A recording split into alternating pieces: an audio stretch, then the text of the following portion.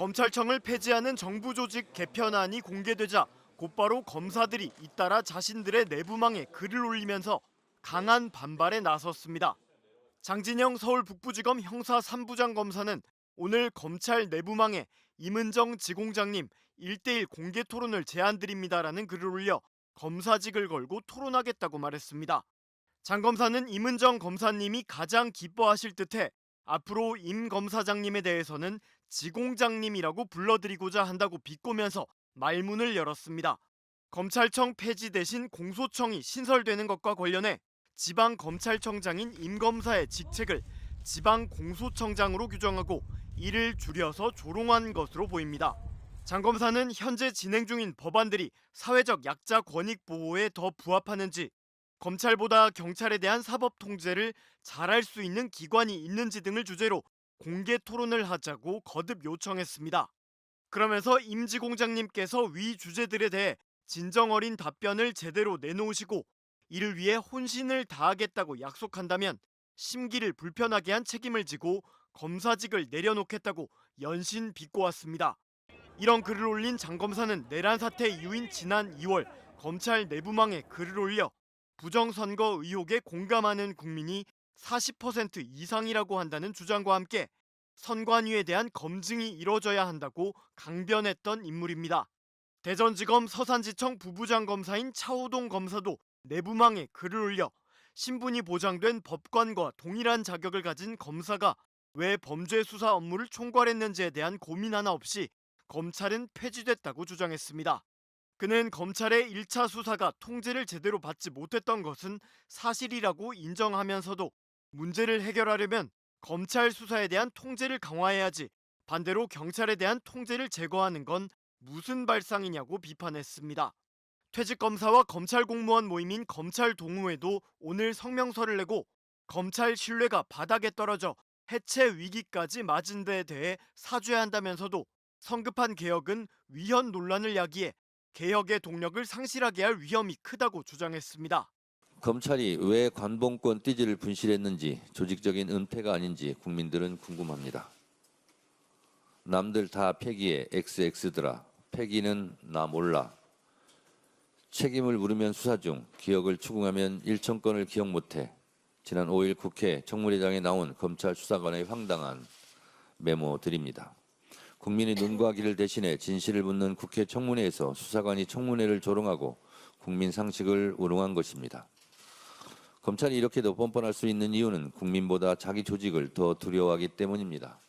분명히 경고합니다. 검찰은 국민을 위한 기관이지 검찰의 기관이 아닙니다. 제 식구를 감싸기 위해 진짜 주인까지 배반하겠다는 오만방자한 태도는 검찰개혁이 절실하다는 방증일 뿐입니다. 검찰개혁은 검찰이 스스로 촉진하고 있습니다. 이재명 대통령 역시 부실 수사 가능성을 지적하며 상설특검 등 방안을 검토하라고 지시했습니다. 이제 필요한 것은 국민이 납득할 수 있는 철저한 진상규명입니다.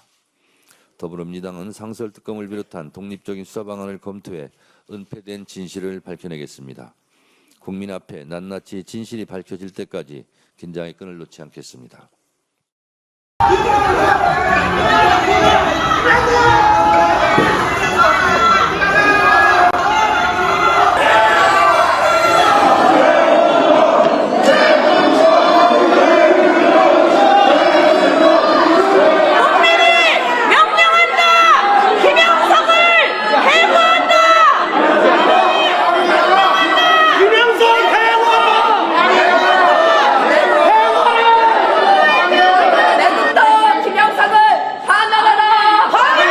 목에 칼이 들어와도 사실대로 기록했다는 말과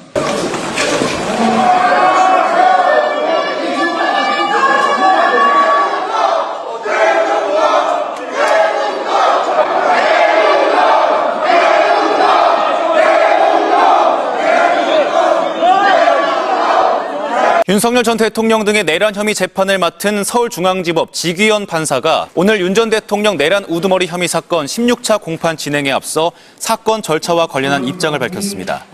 지 판사는 현재 윤석열 피고인, 김용현 피고인 등 조지호 피고인 이 3개 내란 사건을 동시에 진행하고 있다며 한 주에 3회씩 내란 사건 재판을 진행하고 있고 나머지 요일 역시 다른 주요 사건 재판을 진행하는 등 최선을 다하고 있다고 강조했습니다. 그러면서 세 개 사건은 앞으로 병합해 한 건으로 심리를 종결할 것으로 보인다며 12월 무렵에는 심리를 마칠 것으로 예상한다고 말했습니다.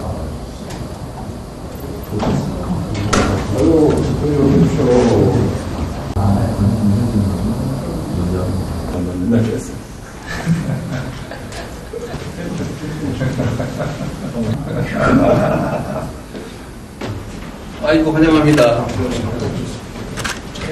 네, 감사합니다. 반갑습니다.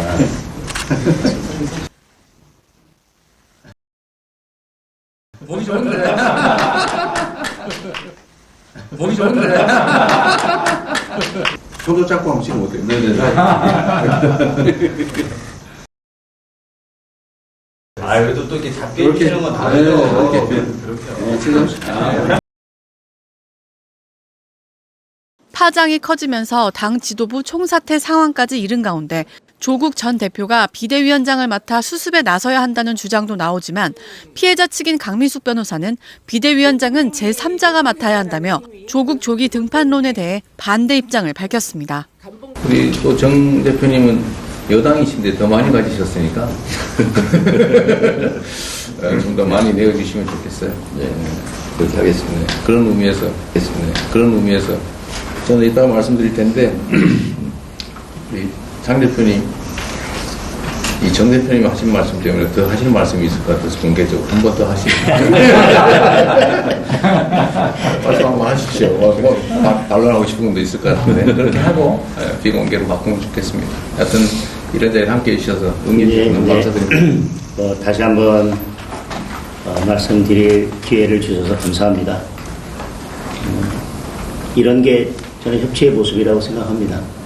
이제 여당은 더 많은 것을 가지고 있으니까 조금 더 우리한테 양보하라고 말씀하시고 또 이번 발언, 공개 발언도 야당에게 한 번 더 발언할 기회를 주신 거에 대해서 감사하고 저는 이런 게 협치의 모습이고 뭐 이런 것들이 결국 우리가 국회에서 중요한 협상들을 할 때도 대통령께서 여당의 목소리를 한 번 들을 때 야당의 목소리를 두 번 들어주시고 여당과 한 번 대화할 때 야당과 두 번, 세 번 대화해 주십사는 말씀을 드리겠습니다.